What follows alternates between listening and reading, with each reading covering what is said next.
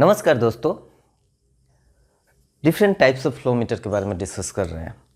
अभी last part में हम लोग ने already differential pressure type of flow meter के बारे में डिटेल में बात किया था। उसमें orifice flow meter, venturi flow meter और nozzle type of flow meter के बारे में बात किया था। अभी उसी डिस्कशन को इस पार्ट में भी आगे बढ़ाएंगे। इस पार्ट में हम लोग जो ओरिफिस फ्लो मीटर के बारे में और भी डिटेल्स बात करेंगे, क्योंकि ये फ्लो मीटर वाइडली यूज्ड होता है रिफाइनरी में, इसलिए काफ़ी डिटेल में इसके बारे में डिस्कशन कर रहे हैं। तो हमने लास्ट पार्ट में जैसे बात किया था कि ये जो ओरिफिस फ्लो मीटर है, अब जैसे ये जो फ्लो मीटर है इसमें क्या है कि ये एक प्लेट है और उसके सेंटर से ही मतलब कंसेंट्रिक एक होल बनाया गया है, जिसको बोर भी बोलते हैं। और ये इस टाइप के ओरिफिस प्लेट को concentric type of orifice plate बोलते हैं। ऑब्वियसली इसका जो बोर का डायमीटर है, मैंने पिछले पार्ट में बात भी किया था, उसका डायमीटर जो है वो वेरी करता है। अप स्ट्रीम डायमीटर कम है, डाउन स्ट्रीम डायमीटर ज़्यादा है, ताकि फ्लूइड जो है वो उसको टच करते हुए ना जाए, अदरवाइज इरोड हो जाएगा। इसीलिए जो कॉन्सेंट्रिक है वो बेवल टाइप है। लो फ्लो के लिए स्क्वायर एज भी हो सकता है, जहाँ पे उस टाइप का डायमीटर चेंज नहीं होता है, बोर डायमीटर। तो ये एक टाइप का होगा। अब इसमें एक चीज़ ध्यान दीजिए, अगर मान लीजिए कि फ्लूइड का फ्लो हो रहा है इस ओरिफिस प्लेट के थ्रू इस तरह से, तो अगर उस फ्लूइड में कुछ ऐसा पार्टिकल्स है जैसे जो जम सकता है या फिर डिपॉजिट हो सकता है, सॉलिड पार्टिकल्स है, तो वो क्या होगा, यहाँ पे डिपॉजिट होते रहेंगे, तो ये दिक्कत हो सकता है। ठीक है, तो डिपॉजिट हो करके अंत में प्रॉब्लम करे। तो ऐसे टाइप में फ्लो मीटर में हम लोग को ये कॉन्सेंट्रिक टाइप ना होके eccentric type of flow metre भी होता है, जहाँ पे होल जो है यहाँ पे बीच में न करके ये पूरा प्लेट आएगा और होल जो है नीचे रहेगा। तो एक्चुअली प्लेट जो होता है वो बेसिकली इसेंट्रिक टाइप का फ्लो मीटर प्लेट होता है। इसेंट्रिक टाइप ऑफ प्लेट भी होता है। इसी तरह कुछ प्लेट ऐसे होता है जो सिगमेंटल होता है इस तरह से। तो होल कई तरह से हो सकते हैं, depending on requirement, depending on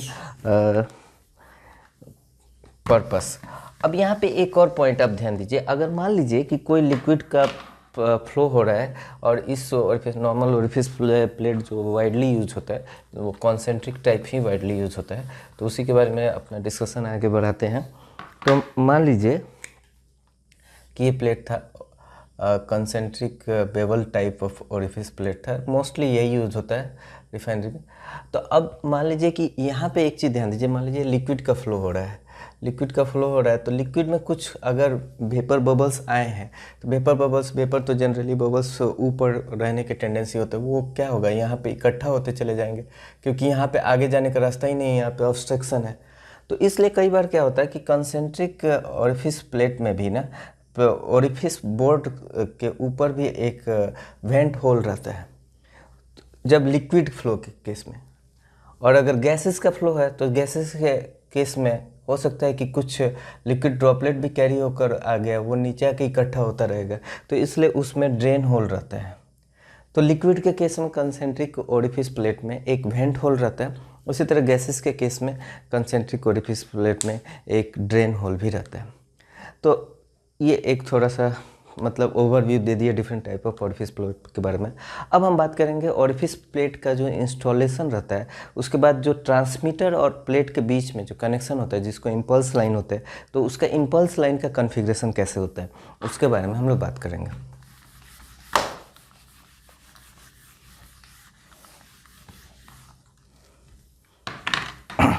तो मान लीजिए कि एक ओरिफिस प्लेट है। ओरिफिस प्लेट जनरली फ्लेंज से कनेक्टेड रहता है, तो एक फ्लेंज होता है, बीच में प्लेट होता है। प्लेट ऑब्वियसली ये मान लीजिए कि ये प्लेट है, और ये जो ऊपर वाला हिस्सा है इसको पैडल भी बोलते हैं, जिसमें नोमेनक्लेचर रहता है, डिस्कस किया था पिछले पार्ट में। और ये आपका फ्लेंज। तो जो टैपिंग्स होंगे वो दोनों ये दोनों फ्लेंज से ही होंगे। ठीक है, जनरली डायरेक्ट डाउनवर्ड ना होकर के 45 डिग्री एंगल पे रहता है। तो यहाँ पे जो पेडल होता है जनरली अप स्ट्रीम में नोमेनक्लेचर रहता है, इसके बारे में हमने पिछली पार्ट में भी बात किया था, जिससे डायरेक्शनल पता चल जाए। तो अभी देखिए यहाँ पे ये ओरिफिस के कारण जो यहाँ पे P1 है प्रेशर, ये इस पॉइंट का प्रेशर वो इस टैपिंग से ले लिया, दूसरे पॉइंट का प्रेशर इस टैपिंग से ले लिया। अब ये जनरली उसके बाद एक आइसोलेशन वाल्व होता है जिसको रूट वाल्व भी बोलते हैं, ठीक है। इधर एक प्लग रहता है और यहाँ से हमारा इम्पल्स लाइन आता है। इम्पल्स लाइन से एक टी लेकर के ट्रांसमीटर में चला जाता है और फिर फाइनली एक ड्रेन वाल्व होता है, ठीक है। इसमें भी एक नीडल वाल्व होता है। नीडल वाल्व का सिंबल ना बना के नॉर्मल वाल्व का सिंबल बना दिया, बट नीडल वाल्व का सिंबल बना दिया। अब ये जो कॉन्फ़िगरेशन दिखाया हूँ ना, ये कॉन्फ़िगरेशन लिक्विड फ्लो के लिए होता है।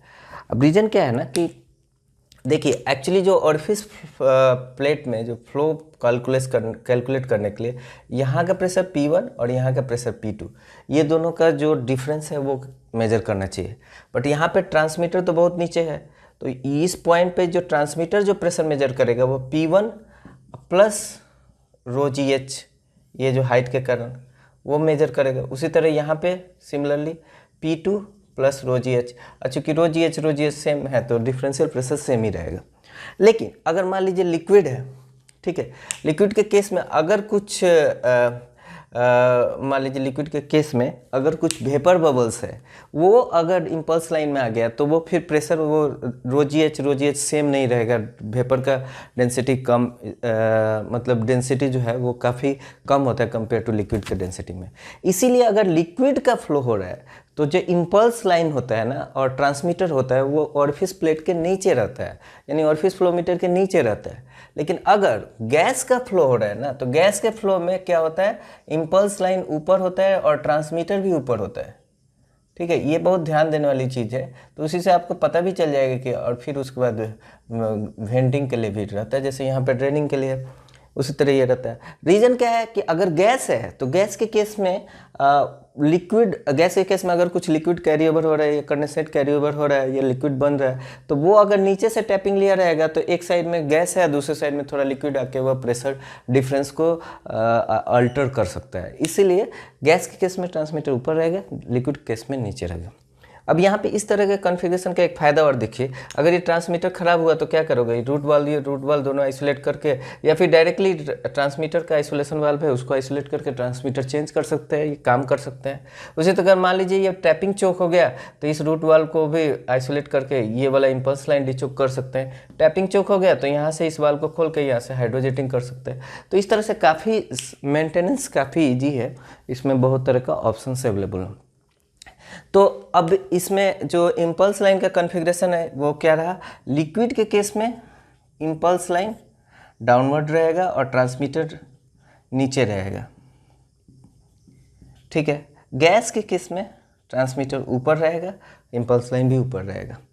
अब स्टीम के केस में क्या होगा, सोचिए स्टीम कायदे से तो वेपर है, लेकिन इतना पता है कि इम्पल्स लाइन जो है उसका टेम्परेचर कम हो गया, स्टीम जो भी आएगा इम्पल्स लाइन में वो अल्टीमेटली कंडेंसेट हो जाना है।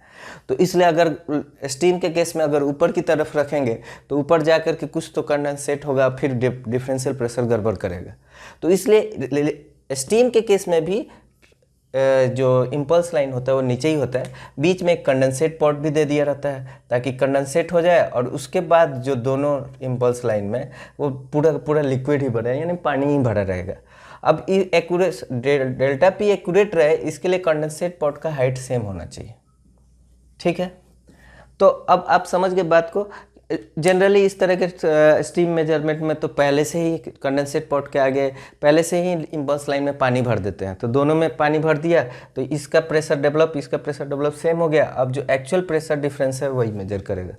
तो ये थोड़ा इम्पल्स लाइन के बारे में बात कर लिए। तो अभी ये सारे जो डिस्कशन है उसको समराइज कर लेते हैं। ओरिफिस प्लेट के फ्लोमीटर के एडवांटेज और डिसएडवांटेजेस को एक बार हम लोग थोड़ा समराइज करते हैं।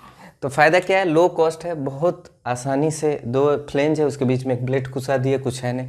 लो स्पेस है, स्पेस भी ज़्यादा नहीं है, बहुत छोटा सा स्पेस में लग जाता है। इजी मेंटेनेंस है, इम्पल्स लाइन को आइसोलेट कर सकते, इम्पल्स लाइन से ट्रांसमीटर आइसोलेट कर सकते हैं, चेंज कर सकते हैं, इम्पल्स लाइन को डिचोक कर सकते हैं, तो मेंटेनेंस भी हो जाता है। नुकसान क्या है? हाई प्रेशर ड्रॉप है, इसके बारे में डिस्कस कर ही लिए हैं। रिलेशनशिप जो है वो लीनियर नहीं है, हमने पिछले वीडियो में बात भी किया था कि equal to C D A1 A2 root under A1 square minus A2 square into 2 delta P by rho. तो फ्लो का डिफरेंशियल प्रेशर के साथ लीनियर रिलेशन नहीं है, तो इसलिए आप एक इजीली प्रेडिक्शन अवेलेबल नहीं होगा। एक्यूरेसी भी इसका बहुत ज़्यादा नहीं होता है, एक्यूरेसी थोड़ा कम है, अप टू ±2% का एरर हो सकता है। और इसके अलावा स्ट्रेट लाइन रिक्वायर्ड है, मतलब जहाँ पे ओरिफिस फ्लो मीटर रहेगा ना, उसके अप स्ट्रीम और डाउन स्ट्रीम में फ्लो जो है फुली डेवलप रहना चाहिए। अब ये समझते हैं, यहाँ पे देखिए, यहाँ पे जो हम लोगों ने जो इस इक्वेशन को डिराइव किया था, इक्वेशन को डिराइव करते समय इधर अपस्ट्रीम साइड में जो फ्लो माने थे हम लोग फुली डेवलप फ्लो माने थे, और उसके आधार पे ही हम लोगों ने एक्सपेरिमेंट कर करके जो डिस्चार्ज कोफिशिएंट निकाला था। जनरली डिस्चार्ज कोफिशिएंट कैसे निकाला जाता है? एक्सपेरिमेंटली निकाला जाता है। बर्नौली इक्वेशन से जो फ्लो वॉल्यूमेट्रिक फ्लो आना चाहिए वो ये आना चाहिए, और एक्चुअली में फ्लो कम मिल रहा है, तो ऐसे एक्सपेरिमेंट कर करके एक डिस्चार्ज कोफिशिएंट निकाला जाता है। और डिस्चार्ज कोफिशिएंट निकालने के लिए जब एक्सपेरिमेंट किया जाता है तो ओरिफिस प्लेट को एक स्ट्रेट पाइप में लगाया जाता है, जहाँ पे फ्लो फुली डेवलप है, अपस्ट्रीम में भी और डाउनस्ट्रीम में भी जाके फुली डेवलप हो रहा है। अब अगर मान लो कि ऐसा है कि ओरिफिस प्लेट को आपने वहाँ लगा दिया जहाँ पे जस्ट अपस्ट्रीम में कोई कंट्रोल वाल्व है, ठीक है, या फिर कोई एल्बो है, तो फिर क्या होगा? यहाँ पे फ्लो फुली डेवलप नहीं रहेगा, तो डिस्चार्ज कोफिशिएंट जो है वो वेरी कर जाएगा। जबकि आपने जो कैलिब्रेशन जब किया है तो फ्लो मीटर में डिस्चार्ज कोफिशिएंट CD एक कांस्टेंट वैल्यू दे रखा है, तो वो जो मेजरमेंट होगा वो सही नहीं होगा। और इसीलिए आप देखोगे कि जब भी अगर आप प्लांट में जाते हो तो मोस्ट ऑफ द केसेस में, मतलब 98% केसेस में, और फ्लो मीटर यानी ओरिफिस फ्लो मीटर जो होता है वो up stream of control valve होता है, क्योंकि कंट्रोल वाल्व के डाउन स्ट्रीम में फ्लो को फुली डेवलप होने में काफ़ी ज़्यादा स्ट्रेट लाइन की रिक्वायरमेंट हो जाती है।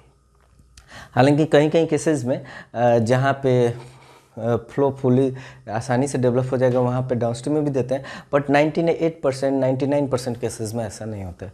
और इसीलिए कई बार तो क्या होता है कि अगर आप फ्लो मीटर देख लिए और कंट्रोल वाल्व देख लिए तो फ्लो का डायरेक्शन इजीली बता सकते हैं कि फ्लो मीटर तो अपस्ट्रीम में ही होगा। हालांकि कंट्रोल वाल्व पे भी डायरेक्शन लिखा रहता है, दिया रहता है, साइन बना रहता है, लेकिन इसके लाइन ट्रेसिंग में भी ये काम में आ जाता है। तो ये पॉइंट है, तो इसके लिए स्ट्रेट लाइन रिक्वायर्ड है, मतलब स्ट्रेट लाइन मतलब बेंड नहीं होना चाहिए और कोई वाल्व या कुछ ऐसा डिस्टर्बेंस नहीं होना चाहिए ताकि फ्लो प्रोफाइल डिस्टर्ब हो जाए। तो ये सारा चीज़ हम लोगों ने डिस्कस कर लिया है ओरिफिस प्लेट के बारे में। अब हम इस इक्वेशन के बारे में थोड़ा डिस्कस करना चाहते हैं। बेसिकली ये इक्वेशन डिराइव इसलिए किए थे क्योंकि ये बहुत ज़्यादा काम में आता है, और अगर आप केमिकल बैकग्राउंड से हैं तो क्या होता है कि आपका एक बहुत मेन काम होता है, वो होता है मास बैलेंस और एनर्जी बैलेंस। अगर आप प्रोडक्शन में है तो भी करते हो, प्रोसेस में हो तो भी करते हो। और मास और एनर्जी बैलेंस करने के लिए दिक्कत क्या है कि जो फ्लो मीटर्स होते हैं वो मोस्टली ओरिफिस फ्लो मीटर होते हैं। और ओरिफिस फ्लो मीटर के लिए क्या है कि ओरिफिस फ्लो मीटर में ये सारा क्वांटिटी कांस्टेंट है, डिस्चार्ज कोफिशिएंट भी कांस्टेंट है, और एक डेंसिटी जो है ऑलरेडी फिट किया गया रहता है बेस्ड ऑन डिजाइन पैरामीटर। लेकिन एक्चुअली में क्या होता है ना कि जो फ्लूइड का डेंसिटी है ना वो वेरी करता है, क्योंकि टेम्परेचर जो है, एक्चुअल जो टेम्परेचर होता है वो डिजाइन टेम्परेचर होता नहीं है। टेम्परेचर के कारण लिक्विड की डेंसिटी चेंज होती है। हाई टेम्परेचर में लिक्विड की डेंसिटी और लो टेम्परेचर में लिक्विड की डेंसिटी ज़्यादा हो जाती है। तो अगर कोई फ्लो मीटर फ्लो जो मेजर कर रहा है वो, उसको अगर मैं क्यू मेजर्ड बोलूँ, क्यू मेजर्ड, वो जो है वो एक्चुअली इस पूरे क्वांटिटी को मैं एक कांस्टेंट के मान लेता हूँ, वो होगा के, उस √2 को भी मिला लूँ, के root under delta P by rho जो है रो डिजाइन। ये आपका फ्लो मेजर्ड है। लेकिन जो एक्चुअल फ्लो होगा ना वो तो तब हो, वो एक्चुअल फ्लो तो एक्चुअली में ये आना चाहिए, डेल्टा पी जो आप मेजर कर रहे हो उसको डिवाइड करना चाहिए एक्चुअल रो से, तो ये आपका एक्चुअल होगा। तो जो फ्लो हम मेजर जो मिल रहा है हमको पैनल पे वो है ये चीज़, और जो एक्चुअल फ्लो है वो ये है। तो अगर मास बैलेंस करना है तो हमको इस फ्लो को इसमें कन्वर्ट करना पड़ेगा।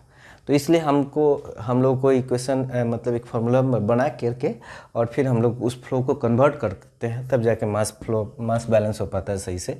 तो यहाँ पे उसके लिए सिंपल है, इस दोनों इक्वेशन को डिवाइड कर दो, तो इसको Q actual divided by Q measured जो होगा वो होगा क्यू मेजर्ड के delta P by rho design, यानी इस के से के कट गया, डेल्टा पी से भी डेल्टा पी कट गया, तो यानी रो डिजाइन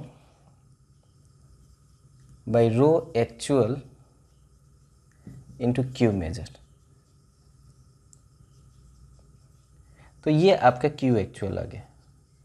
तो इस तरह से हम लोग एक्चुअल फ्लो निकाल लेते हैं जो ऑरिफिस फ्लोमीटर से फ्लो मेजर किया होगा। अब ये लिक्विड के केस में हो गया। गैसेस के केस में क्या दिक्कत आता है? गैसेस के केस में जो डेंसिटी है वो टेम्परेचर के अलावा प्रेशर पे भी वेरी करता है, एक। और दूसरा ये है कि गैसेस केसेस में बहुत टाइम मास फ्लो दिया रहता है।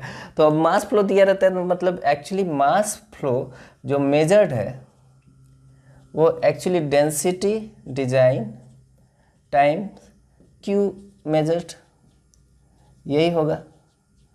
अब डेंसिटी जो है डिजाइन इनटू क्यू मेजर्ड को हम लिख सकते हैं के delta P by rho design, यानी मास फ्लोमीटर जो है वो बेसिकली होगा के root under delta P into rho design.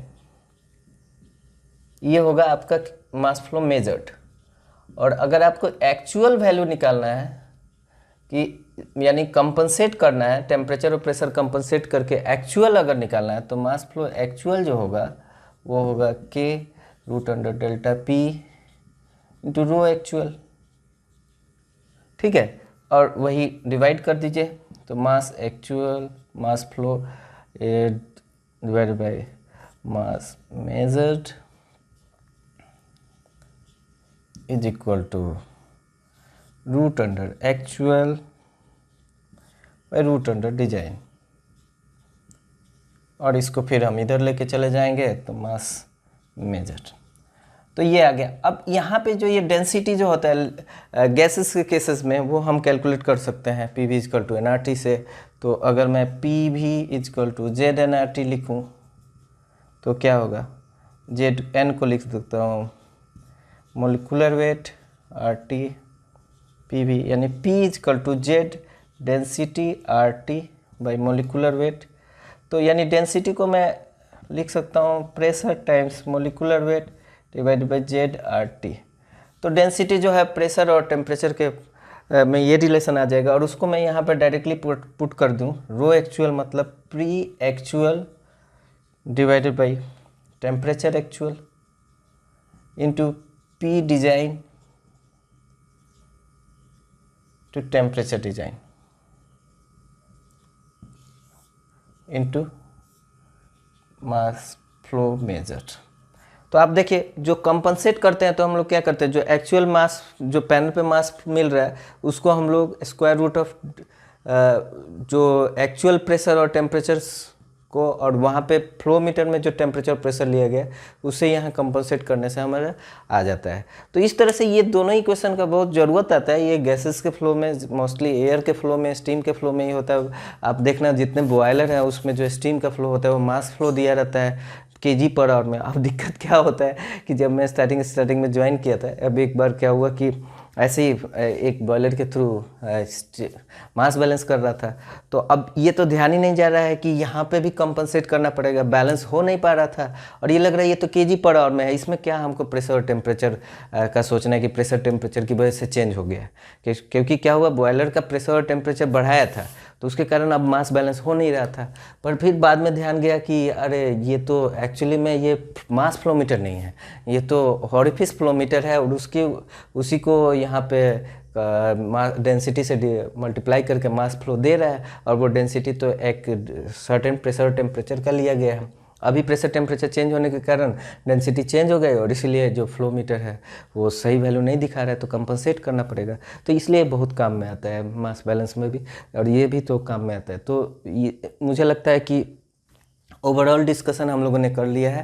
अब नेक्स्ट पार्ट में हम लोग बात करेंगे पीटोट ट्यूब के बारे में और एवरेजिंग पीटोट ट्यूब के बारे में। ये बहुत इंपॉर्टेंट है। मोस्टली जो एयर फ्लो होता है फर्नेस में जो जाते हैं, या फिर इवन हमारा जो रीजनरेटर एफसीसी रीजनरेटर में जो एयर फ्लो होते हैं उसका मेजरमेंट एनयू बार के थ्रू होता है। NU bar a different type of pitot tube, averaging pitot tube बोलते हैं। उसमें बहुत सारे पॉइंट का वेलोसिटी मेजर करके एवरेज किया हुआ है, इस तरह से समझिए।